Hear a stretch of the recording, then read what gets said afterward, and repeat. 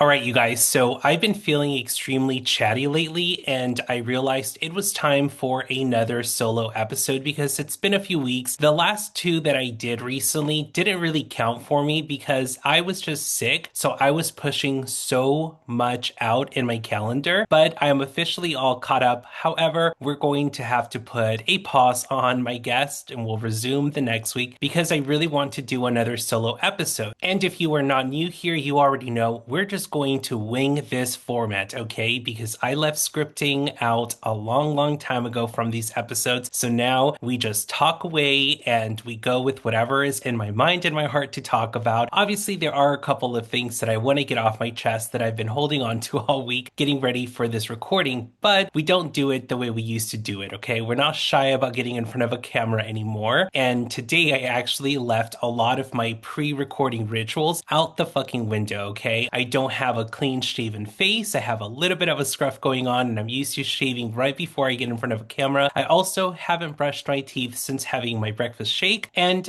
I'm also a little bit sweaty from my workout that just kicked my ass this morning. On top of all of that, I also just got back from a walk with my girls and I realized, you know what? I don't need to get camera ready to get started. I just need to get started because I want to talk. I feel like talking. So this is me letting it completely out. And I just realized I didn't put a fucking hat on. Now, even though I just said I left all my pre-recording rituals out, something I still did was keep the length of how long I look at myself in the camera to find the right angle. And you guys, this is extremely diabolical. I am actually growing out my hairline because when I didn't go to my usual barber, they fucked up my lines. So the front right here, it looks like I've got mini bangs going on. And I can't believe I was this excited to get on that I didn't notice the most important part of this whole thing. But I'm not going to restart, even though I am so fucking embarrassed right now. So hold on while I grab my hat and put it on because this is diabolical. I cannot look at myself like this, which is so crazy because just before I started, I was doing like my usual checking all my sides, and how I missed that I didn't pick a fucking hat is crazy. So let me put that on because then I'm low-key going to start getting a bit insecure about what I look like on this camera. So be right back. Okay, this is so much better and hopefully all my shit is in the right places. Hopefully I don't play this back and also cringe at how off and uneven everything is looking because I do that sometimes. I'll look back at some of the videos and I'm like, why does it look like I am so off-centered? But it's okay. Let's just rock with it. However, my hair was also looking greasy as fuck, you guys. I am so sorry for those that are watching, not just listening, because that was diabolical. I cannot believe I did that. I am just also so glad in the moment that that has never happened with getting on a call with a guest because then everything would spiral and go downhill from there. So I'm glad I'm writing solo for this shit, you guys. I cannot believe that leaving my rituals before recording also meant forgetting to put my fucking hat on. And not that anyone is asking, but again, we're feeling chatty, so I'm just rocking with it, right? The reason I like to wear a hat on the show is because I don't have to worry about my curls getting too out of control right before I record. And also, I don't have to worry about having a nice fade and lineup every time I record because a lot of these recordings are done very sporadically throughout the week. So going into this, I knew that the last thing I wanted to worry about was having fucked up hair on camera. And up until this point, I have never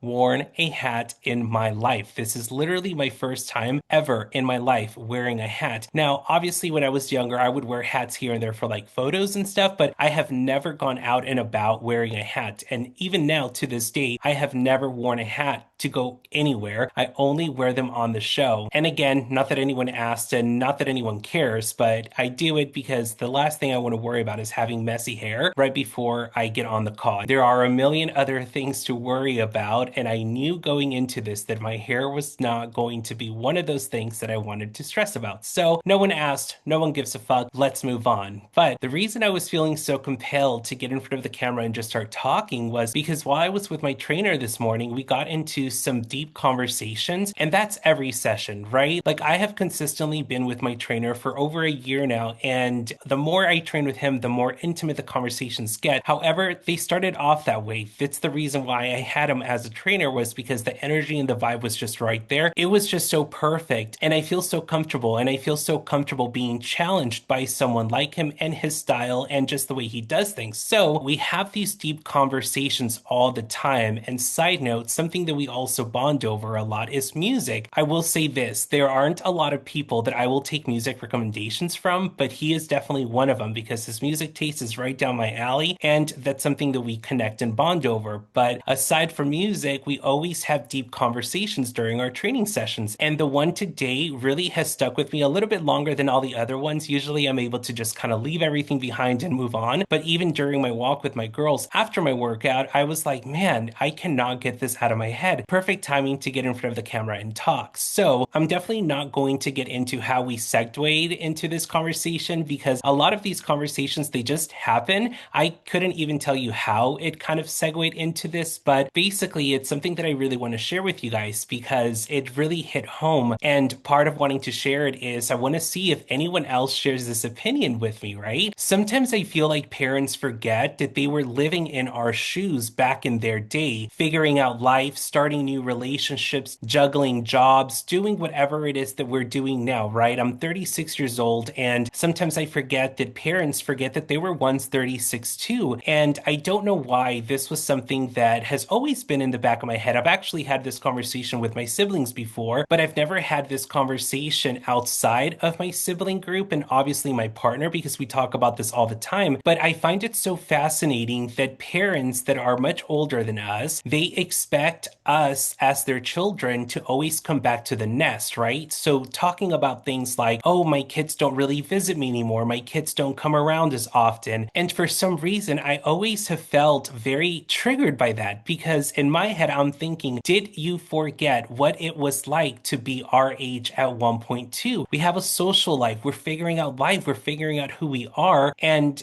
for me personally, I don't have kids, right? I don't want them, never going to have them. So I'm never going to understand that dynamic of wanting your little birdies to come back to your nest, right? But I think it's so crazy that a lot of parents out there, they'll guilt trip their kids into like, oh, you don't visit me anymore. No one comes around anymore. But if you remembered what this stage of our lives were, then wouldn't you think it would be easier for you to go outside of the nest and go and put in the effort and visit your fucking kids? Like, I think it's so crazy that there's this level of expectation that your kids should always come back to their nest. And this is something that's so triggering to me because I see this a lot in my family. I feel like the older people in my family always expect the younger ones to put in the effort. And I feel very opinionated about this because I have also experienced what it's like to be the one that everyone expects to just drop everything because I don't have kids, right? You don't have kids, so therefore it should be easier for you to drop everything you're doing and put in the effort and get the miles underneath you and see whoever it is that you want to see, right? And I have always thought that was such a dated mentality. Like, just because I don't have kids doesn't mean that I don't have important shit that I need to do, that I could just drop them and pick up my entire life and go and put in the effort, right? And I feel like that mentality is something that I see with a lot of parents too. They expect the kids to put in the effort, but I have always thought like, damn, isn't it so crazy that you know what it's like to be in our shoes? Again, figuring out life, figuring out how to juggle your relationships, your friendships, also keep in touch with familial relationships. There is so much that we are juggling. And I feel like as they're getting older, they're not juggling as much. Now, that's not to say that when you're older, you're not juggling anything, right? I definitely don't want to discredit all the older people out there that are busybodies, they have social lives and stuff too, but you would think that they would be a little bit more sympathetic of what it was like to get their life started, if that makes sense. Specifically those that are retired, right? Like, you're retired, you've already accomplished so much more, so you're able to kind of kick back and relax a little bit. And why do you think, and this is genuinely a question for anyone out there, why do you think that it is appropriate for the ones that are juggling and figuring out their lives the way you once did and expect them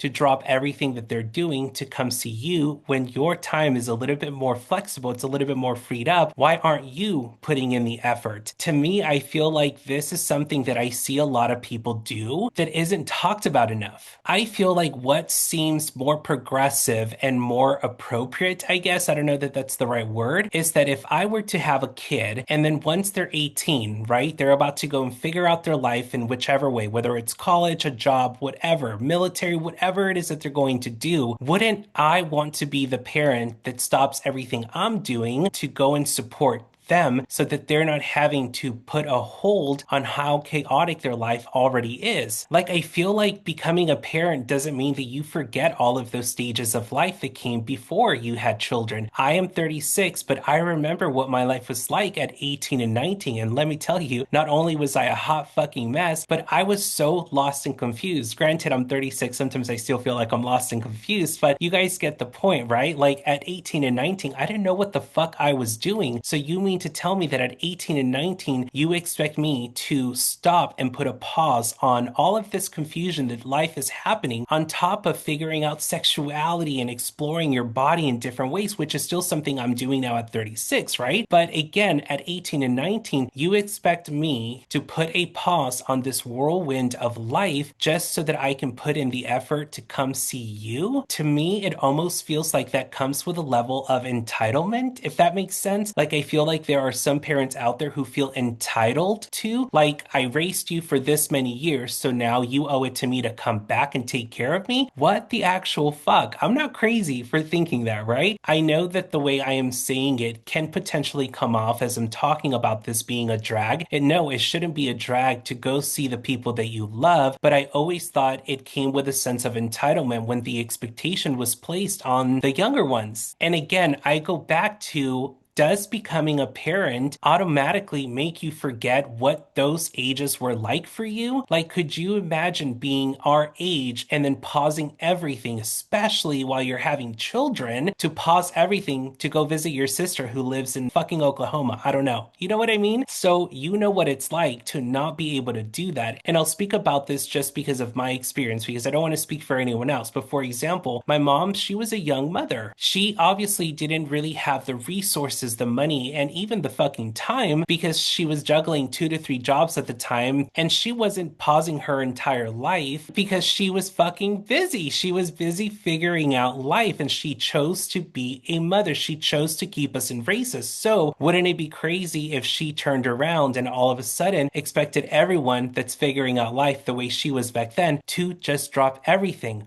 Why do some parents feel like this is okay? Does anyone have a fucking answer? The reason this conversation has come up with my siblings is because I have 2 nieces, and my sister has always talked about how whenever my nieces get old enough and go off to college or start experiencing life, something that her and her husband often talk about is how they cannot wait to allow that to become an opportunity for them to still get out and travel, right? Go and meet their kids, not expect their kids to come meet them, right? Like, hey, I'm going to be out in Boston. I know you're there for school. If you have time, hopefully you can make the time to see me. Maybe we can grab dinner, kind of like politely interrupt what it is they're doing, but not make it an obligation and put pressure. And I love this mentality. I feel like this gave me so much perspective because then I thought, wow, isn't that what just makes sense? You would think that it would be okay for you to tell them, like, hey, no pressure, but here I'm going to put the effort to come and see you because you're figuring life. And this made me think of the times where in my dynamic with my parents, they have talked about, oh, no one really comes out and sees us anymore. And now that obviously comes with a whole lot of other shit that I don't think I'm ready to get into yet. But I will say this, okay? My parents live about 45 minutes away from me, and they live in the middle of nowhere. They chose to be in an isolated area away from the city, away from people, away from whatever it is that they wanted to be away from. And they're entitled to that, right? My dad is retired from the military. He did his time.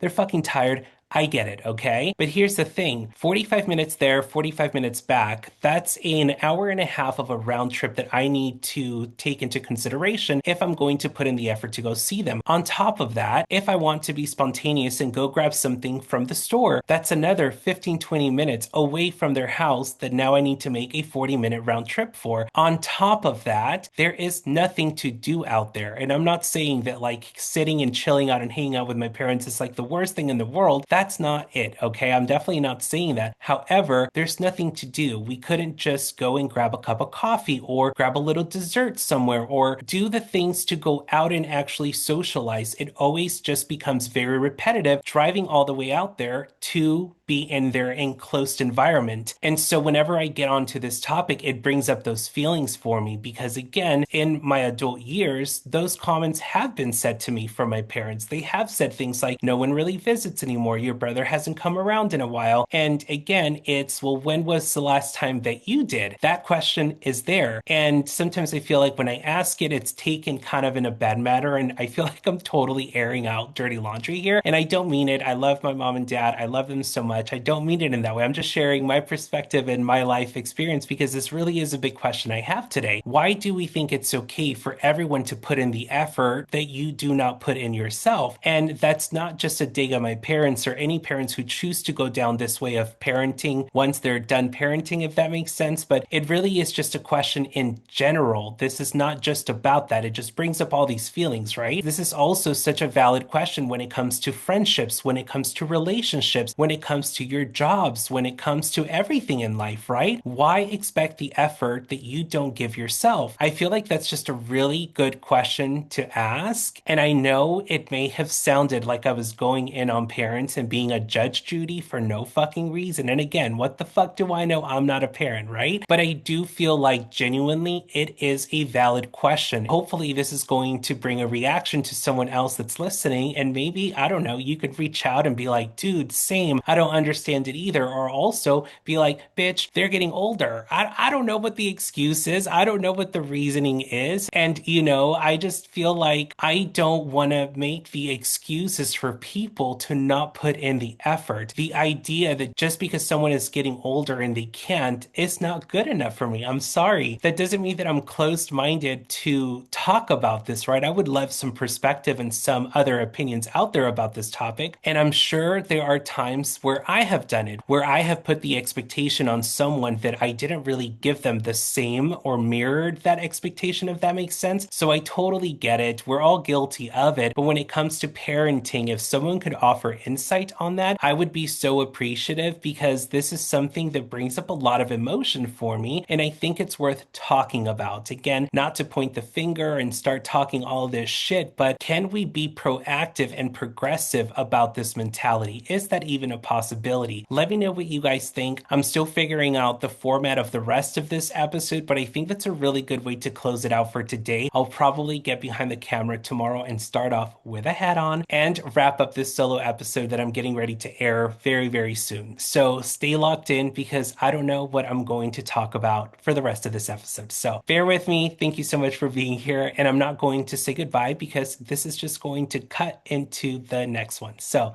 talk soon. So I originally had an idea on how I wanted to start the second part of this episode, and I'm going to completely throw that out the window because I'm low-key so annoyed at something that just happened to me this morning that I thought I would vent to you guys about it, okay? And full disclaimer, if you are not down for first world problems, skip this shit, okay? Because this is not going to be your cup of tea. So it's Saturday morning, and usually on the weekends, my partner takes our girls out to Starbucks to get pup cups, and I don't always join. Sometimes I join depending on how busy my Saturday morning is, but we have our Saturday routine, right? It's pretty set established. I let him sleep in while I take the girls and we either do 1 to 2 miles on a walk, then we come home, we relax, then when he gets up, he takes them to Starbucks and I stay back and do some last minute things I need to do for Monday's episodes. But every now and then I tag along because I'm ahead of it because I'm like killing it throughout the week, right? So I'm like, yeah, I don't have many touch-ups to do on Saturday, so I have the time, right? So this morning happens to be one of those where I can tag along because I'm doing a solo episode on Monday. Therefore, I don't really have much editing to do. These solo episodes are much easier for me to edit because it's just a one take. I don't have to flip back and forth between screens, etc., etc. So I tagged along, right? So we get to Starbucks, and right before we get to order, my partner asks me, "What do you want?" And I tell him I'll do just a grande iced vanilla chai. That's it, right? Nothing too complicated, nothing with like an extra shot of this and this type of milk. Just a straight up iced grande vanilla chai. That's all I asked for, okay? We go to place our order and he orders my grande iced vanilla chai latte. So here's what starts to kind of set me off, okay? Because I proceed to correct the order, right? I'm like, hey, I don't want a latte, I just want a regular chai. And instead of just correcting the order that was repeated back to him, he proceeds to ask, hey, is there a latte or a regular chai? And so then she's asking him a question back, well, do you want it with milk or not? And he's looking at me for an answer, and I'm literally thinking, how the fuck do I know how to make a chai? All I know is that I want a grande iced vanilla chai. I don't want it to be a latte version. I don't know how to make a latte version of anything, but this is where I start to spiral because instead of simply correcting her, he's asking more questions. And in my head, I'm thinking, why are we asking questions instead of just simply saying, hey, I don't want a latte. Could I just do a regular iced vanilla chai? So now I'm getting asked questions on how I want it to be made. And I'm thinking, how the fuck do I know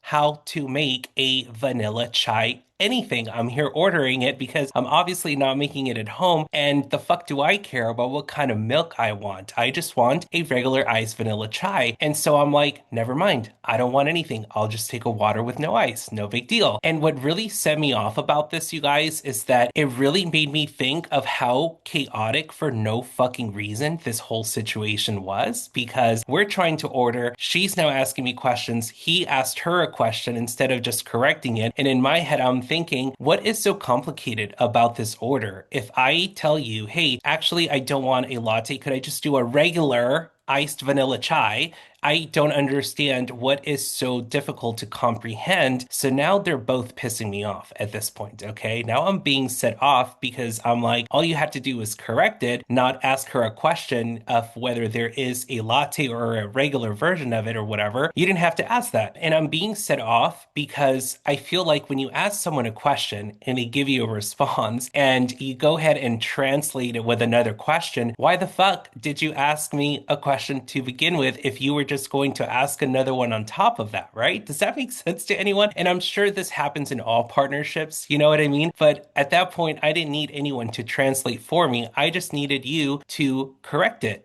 That was it. But instead, you went and asked another question. And for those that are thinking, I'm probably making such a big deal out of nothing, I just want to give a little bit of context without being too crazy. But this is definitely one of those situations that totally would have thrown my partner off a fucking ledge if we were doing this with his parents. If they would have asked way too many questions and overcomplicated something, this shit would have set him the fuck off, okay? And I'm sitting there in the passenger seat, sweet and innocent, thinking, oh my gosh, if the roles were reversed and your parents were here and you were me, you would be so fucking livid because it's creating more chaos than necessary for no fucking reason, all because you made the choice to ask a question out of the question you asked me when I gave you a solid answer. There was nothing complicated about this translation, you guys. Hey, I don't want a latte. Could I just do a regular chai? Where is the complication there? Can someone explain to me how that response opens up the opportunity to ask another question?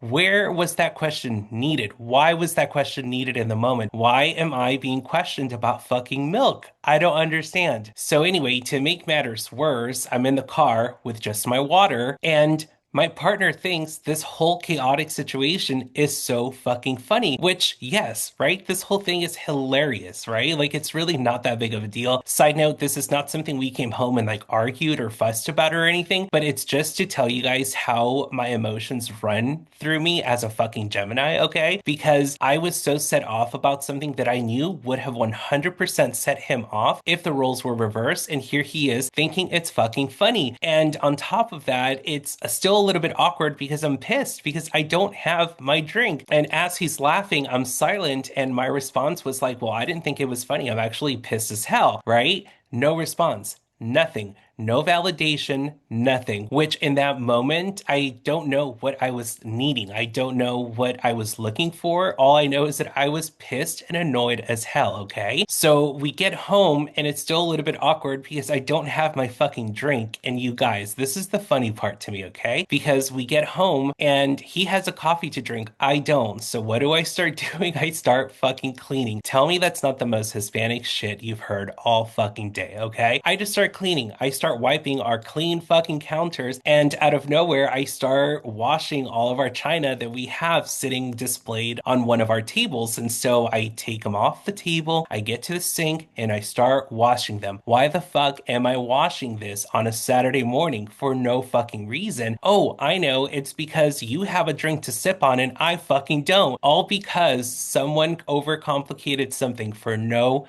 fucking reason. And so I went and got ready to start recording, and I thought, you know what, this is too funny not to share it. And I know there are so many other couples out there that are going to relate to how one little tiny thing that shouldn't be a big deal can totally set you off. Because let me tell you, a bitch was set off. I wasn't livid, you know what I mean? Like, I wasn't going to be nasty and be like, well, why the fuck did you? I would never talk to my partner like that. We definitely don't have that dynamic. But I was just like, what the fuck is actually happening to me right now? And now you guys know that asking me a question and me giving you an answer and translating it however way you want with another question for no fucking reason is one way to set me off, okay? So hopefully some of you guys can get a kick out of that story. It's a first world problem. I'm a fucking Gemini. Let me be. But 100% let me know if something like this has happened that has set you off that's funny to you now that you wouldn't mind sharing. Don't make me feel like I'm alone in this, okay? I already know I'm a crazy ass Gemini, so if you could make me feel a little bit better, that would be okay with me. Where I wanted to start off this episode today was talk about a movie I watched yesterday because one of my best friends recently suggested that I rewatch this movie because it's been a long time and it's one of her favorite movies. And so last night I watched Josie and the Pussycats. That's such a throwback. And let me tell you guys something, watching this movie as an adult is so fucking different than the last time I watched this, which was like over 20 years ago. I mean, this movie came out in like the early 2000s, so it's been a hot minute. So buckle up because this also is going to come with a little bit of a theory that I came up with that I'm curious to see if it's going to make sense to anyone. But for those who are not familiar with Josie and the Pussycats, this movie is based on the music industry looking for the next big thing so that they could use their music to basically influence the listeners to do whatever it is that the government wants us to do. And so the movie starts off with this boy band that's super massive, that's so big. They land in their private jet to do this appearance and to perform in front of their fans where they're all crazy waiting for them. But what's so funny about this opening scene for me is the song that they are singing. If I'm not mistaken, the song that they are performing is Backdoor Lover, which is such a dig at boy bands, right? They're totally making fun at how basically gay boy bands are, okay? Not my words. This is just how I'm interpreting it, okay? But in this opening scene, they get back into their jet and they're talking about the plans of what's going to come next, right? Like a world tour, whatever. But what makes this scene so interesting is that the group members start to question and have demands on certain things. But basically, because the members are starting to ask too many questions and have too many demands, their manager basically takes it upon themselves to say, okay, this is it. We're killing them. He gets a parachute backpack on with the pilot. They both jump off the plane and the plane goes to crash. Essentially, basically saying you're asking too many questions. You're no longer doing what you're being told to do. So therefore, you're now disposable and we're going to kill you off. That's it, right? Fast forward to the next part of the movie where this manager is now looking for the next big thing because the music industry needs that hit, right? They need to be putting out these subliminal messages into the music. And so the manager lands in this very small town called Riverdale and he has a run-in with the girls who essentially go on and become Josie and the Pussycats. But at the time, they're only called the Pussycats. So long story short, he recruits them, signs them to a record label. They start to make music. music. But what's so funny is that this whole movie is based around what hidden messages are in the music that they're putting out, right? Basically, how easy it is for us as consumers to fall for the agenda that is behind marketing, the powerhouses of marketing, right? We see something on a billboard that's considered trendy and cool, so therefore we want what's trendy and cool, and we fall for it. We go and give these companies our money because we want a part of that trend, right? And in this movie, there are so many brands. It is insane, which, by the way, I looked it up. There are over 75 brands that they highlight in this entire movie, which were not partnerships to the movie, but it's such a funny realization because it really is what product placement is today, right? It doesn't need to have a connection to the storyline. We just constantly see like a Pepsi that's being drank out of in this movie, but even though it has nothing to do with the movie, someone will watch it and go, "Ooh, a Pepsi sounds good. I kind of want one now." Does that make sense? Are we following? Are we tracking? So anyway, they turned the Pussycats into Josie and the Pussycats because they need a front person to the group. And when the girls realize that they have now changed their name, their response is basically, well, it's because we need to identify the one person in the group that people are going to relate to, because essentially this is going to be the person that's going to do all the selling for us. But there's a moment in this movie where they go out to see their first big billboard, right? But what's funny about this scene is that the bandmate, the girl of color, is the one that raises the concern. And because she had this initial concern, they get into a limo and they drive off without her. But then they hit the brakes and he opens the door and he's like, "Oh, I didn't even realize that you didn't get in." And this is so symbolic because this is basically telling you, you start to question anything we're doing. This is how easy it is to forget you and leave you behind. So you either fall in line or fall behind. Now, something that I also found very interesting about this movie is that they really highlighted the girl of color being the one that has these concerns and how easy it was for them to just kind of try to wing her out first. But what's also interesting is that there's a part in this movie where she's watching a commercial or something about another person in color who is now doing janitorial work or something, but he was doing an interview about how he was the reason someone else had a hit. No one quote me on this, I'm paraphrasing here, but this was also extremely symbolic to me because it really was talking about how in the music industry, they often take a lot of cultures, turn them into pop sensations, and they leave the influences completely behind. The first thing that came to mind when I watched this was the whole Lion King thing. I don't know if anyone has heard the story, but essentially Disney took the original song to the Lion King or whatever. Again, I'm paraphrasing here, I'm freestyling here, but they turned it into this mega hit, and the original makers of that music got almost nothing and nothing, if anything at all. I don't know if this was fixed later on down the line, but they basically took this from this African group and turned it into what we know as the Lion King soundtrack, and that was it. But what's also crazy about this is that we genuinely do see this often so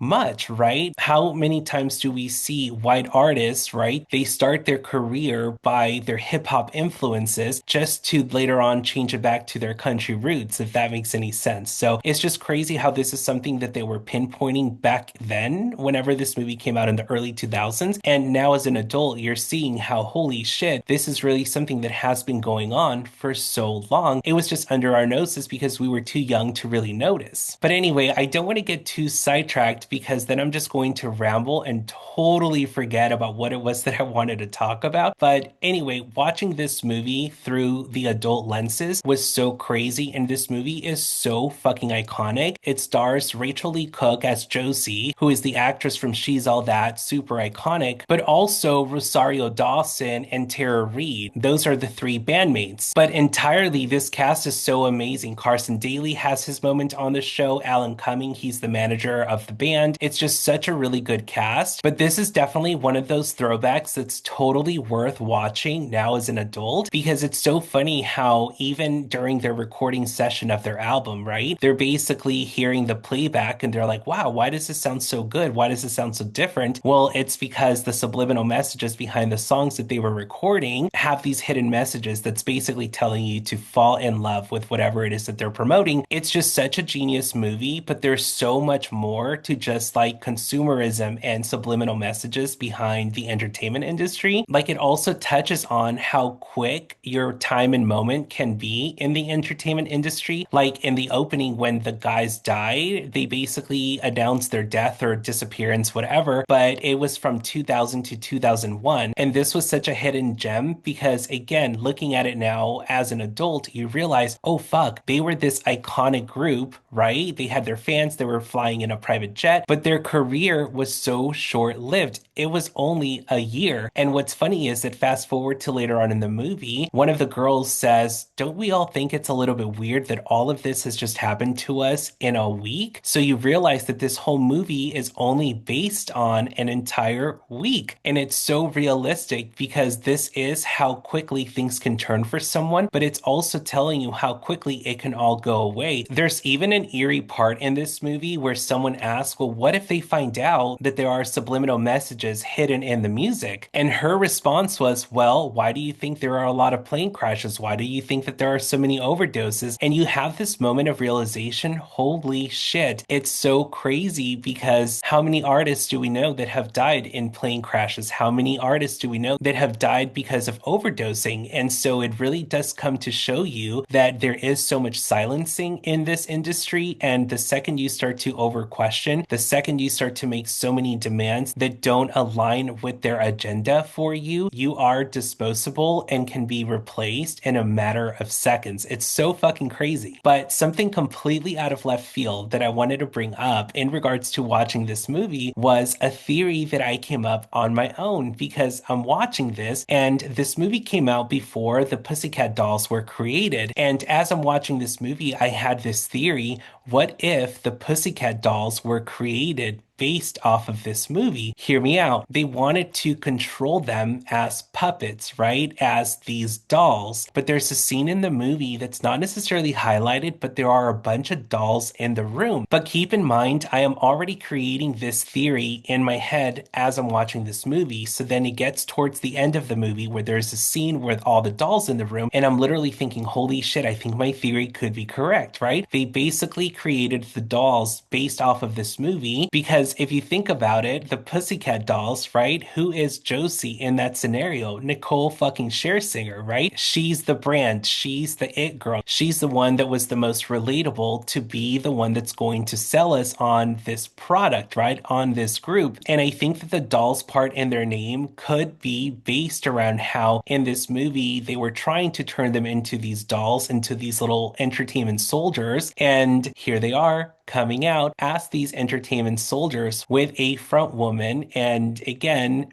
Pussycat dolls, Josie and the Pussycat. I don't know. Does this track, does this make sense to anyone? It's just a theory I came up with and I get it. It's probably not the most unique theory ever, but it's just a full circle moment that I had thinking of, oh my gosh, like look how massive the Pussycat dolls are and were when they came out. And it's crazy because they basically gave us everything that they were trying to turn Josie and the Pussycat into in the movie. And here comes out this fresh new group and boom, they explode. Isn't that fucking crazy? Hopefully there's at least just one person that can validate me on this, but I thought it was a theory worth sharing. Definitely let me know what you think, and also if I've piqued enough interest for anyone that has not watched this movie that now wants to give it a watch, because it's such a deep cut, it's such an older movie, but it's so fucking iconic, and again, so worth the watch. While I was watching this movie, I had this realization of how I listen to music. Something I often say on the show is music that fucks me up. I like to say that to guests because it's genuinely how I like to express that your song fucked me up. It was that good. It was so good that it compelled me to look you up, write you, invite you onto my show, right? But I had this funny realization while I'm watching the end credits of this movie because the music was hitting and I realized that we all have this face we make whenever we listen to a music that totally hits. And I caught myself sitting up and I realized that when the chorus hit, I was listening to it making this face like, okay, you know what I mean? And so I realized I think we all have that face we all make when we hear something that totally fucking hits. And I started laughing at what I was doing with my mouth because in the moment I thought it was so funny that it just gave me this stank type of look while I'm listening to something that is totally nostalgic and it's totally hitting, right? But then I start to think of songs recently that have been making me make this face. And all I kept thinking about is how I love listening to music that's not supposed to be hood that makes me act so fucking hood. And I thought I would share this because it was just so funny to me. And now we're going to cut to the music break part of YouTube. So if you're not listening to this on YouTube, definitely get off of wherever it is that you're listening to and join me on YouTube because I'm going to be adding some clips to it, okay? But just in case you don't, this is where we're going to leave off. And I will see you next week for another unshut interview with another amazing musician. Can't wait to roll these next ones out. But if you are joining me here on YouTube, I'm going to play some clips for you that have recently been fucking me up that make me listen to the song so differently. I'm not listening to it in the genre that they are in. I am listening to it because it fucks me up so much that I can't help but to get a little hood when I'm listening to it. And the first one that came to mind was Alexa Capelli's Crimes. This song in particular is a song that I heard first that I invited her on the show. Like, I just want you guys to pay close attention to these lyrics because again, it's a cute pop song, right? But in my opinion, it's so fucking not. And this is what I'm talking about when I tell you that I feel like so fucking hood when I listen to it because it brings out this grit in me when I listen to it and I can't help it. She stole you like the Mona Lisa. I do, and it's in the keep you. She's gonna get burned. She's gonna get burned, bitch.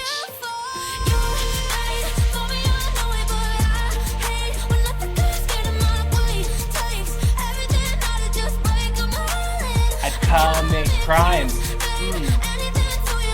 What? Like crazy fucking lyrics. It's so fucking gritty. It's so fucking good. Like she really said, I'd do anything to keep you. Like respectfully, this is not just another girl, babes. This is a down ass bitch. Does that make sense to anyone? Like this is just how this song fucks me up, okay? It's so crazy. Like she's also teasing some crazy shit on TikTok and she just started teasing this one that I could not get out of my fucking head. It is so fucking catchy, but this is another one where I'm like, bitch, this brings out the fucking hood in me, okay? Silly me to think that he could fall like an idiot. He picks up the second that I go, but is he into it? He pinned me up against the wall. Like what? This is so fucking good. Like there was another clip that had a little bit more to that song and it was talking about how he only cooked dinner for her because he was broke. Like this is raising the standards, bitch. Like don't cook for me. Can you take me out? Can you put in the time and effort? Can you afford the tab and can you also afford the 25% tip? Like if you can't afford none of that shit, you shouldn't be out here trying to date me and waste my fucking time. But anyway, that is my Alexa Capelli plug right now because if there is an artist right now that just continues to fuck me up, this is definitely one of them. And if you're listening to music and it's not making you do all these fucking crazy faces, is the music even fucking hitting? And genuinely, I could go on and on and on about other artists that I've had on the show that just bring that out of me, even though their music is not meant to make me act up like that. But this is another one of those moments where I geek out because this is what persuades me to get a guest on the show. So just know that the guests that I have on my show, they make me act up in this way. There is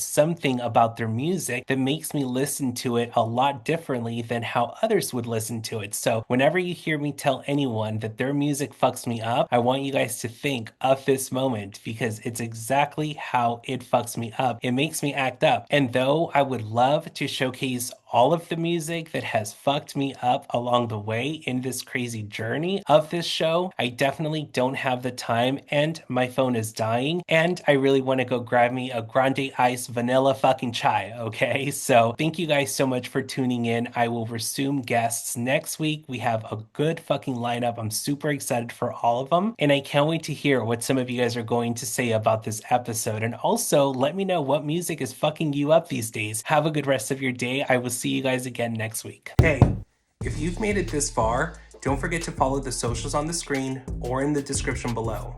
And don't forget to subscribe to this channel. See you next week.